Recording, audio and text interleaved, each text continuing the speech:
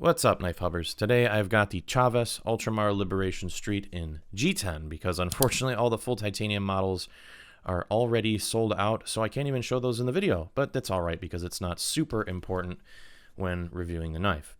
Ultramar, of course, means overseas because these are manufactured by Reate knives over in China, and by street, that just means this is the smaller version. It kind of small. I'll talk about that later. It's a little different than the Liberation 229. We sell this knife for $325 with Black G10 and $345 for full titanium. And if you know Chaves, you know they sell pretty fast. We'll be getting more in time, hopefully sooner than later. Word on this street is the Sangre streets are coming very soon. So if you subscribe to this channel and our socials, you'll get notifications as soon as we get those in stock. This Street Liberation is very reminiscent of the Street Redemption I did a review on before, not too long ago. Aside from a few minor differences, I'll still be thorough here and try to touch on everything, but size-wise, I think the Street models could not get more perfect. For a compact size knife, I can get such a good purchase on it. Feels perfect in my hand. These knives, they feel way more ergonomic than they look. You know, you might think by looking at it that it wouldn't lend itself for comfort with the sharp bevels and squared edges all around, but I assure you it does, at least in my hand. The aesthetic on these is awesome. Ramon's designs are incredible, and it is really hard to argue against that. The knife isn't super heavy, just under 4 ounces actually. Feels very solid in the hand. Definitely feels like a knife you could use confidently, which is absolutely true.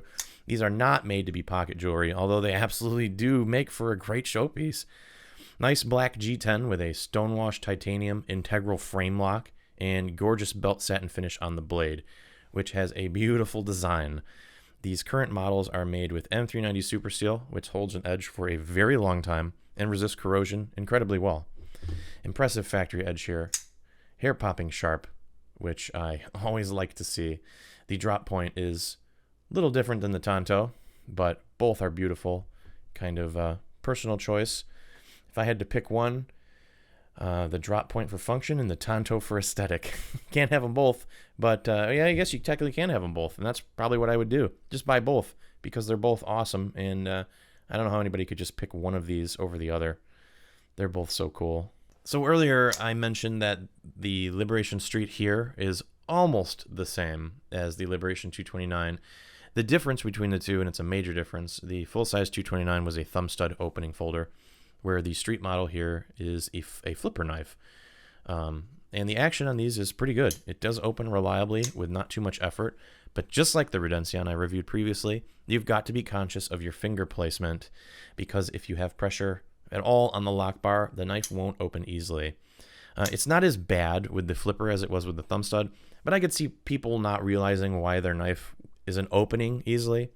Aside from that, though, it does open great, and I say relatively because I've had flippers that spring open so fast and clean, you think maybe they're spring assisted, but that's just being picky. This knife is still super satisfying to operate. Of course, no blade play in this knife at all. From closed to locked open, it's centered and very still, as you'd expect.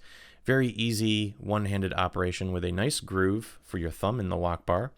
The action is so smooth that a bit of time, this knife will essentially fall closed from its own weight. This one's new, so it doesn't do it yet, but if you've had one for a while, you know that these things are just butter. Super satisfying. If you're a fidgeter, you'll find it addicting. You'll drive everyone crazy because you'll be doing this all the time. Moving forward into the future with Chaves, by the way, their knives will include a replaceable carry clip, like the last one released was, the Redemption Street. Some folks weren't interested in displaying the iconic skull design, which is fine, so you can swap it out for a low-profile, plain titanium clip. I prefer the skull, though. I don't think it's tacky, but I can see how some people would. The other downside is that the skull used to be solid, but now has 2 T8 Torx screws above the eyes, and it just takes away from the original aesthetic.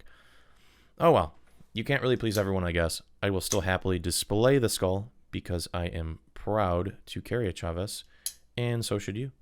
Well guys, that's about it for this one. Keep your eyes out on the site for the Sangre Street drop. Hopefully it won't be long. I am keeping my fingers crossed. It took quite a while since the Street Redemption for these, So I would be very excited and surprised for another box of Chaves knives to just show up. I think all of you would be too. So yeah, stay tuned. Keep an eye on the site. Sign up for emails. Subscribe to this video. Thanks for watching, guys. And I'll see you in the next video.